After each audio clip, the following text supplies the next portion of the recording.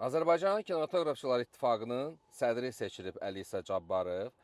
Əlisə Cabbarovla bağlı bir məlumat var, bilmirəm tanıyırsınız yoxsa yox. Zamanında Milyarderlər İttifaqının dəstəklədiyi və Azərbaycanda Rusiyanın dəstəyi ilə prezident seçdirmək istədiyi Rüstəm İbrahimbəyovun ən sadiq adamı idi Əlisə Cabbarov və daha doğrusu elə adam olaraq da qalıb, heç bir dəyişiklik də olmayıb onun fikrində, təfəkküründə.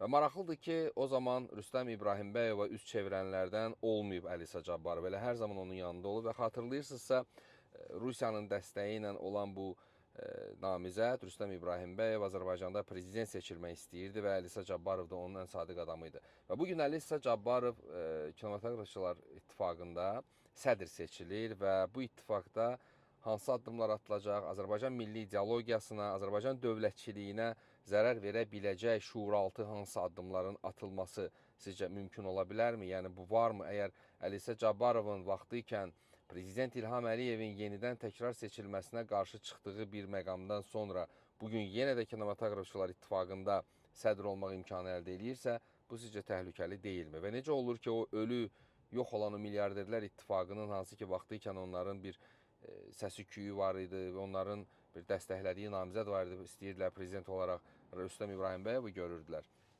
Və bu Əlisə Cabbarov da o komandadaydı, onların yanındaydı və ən sadiq adamı kimi burada fəaliyyət göstərirdi.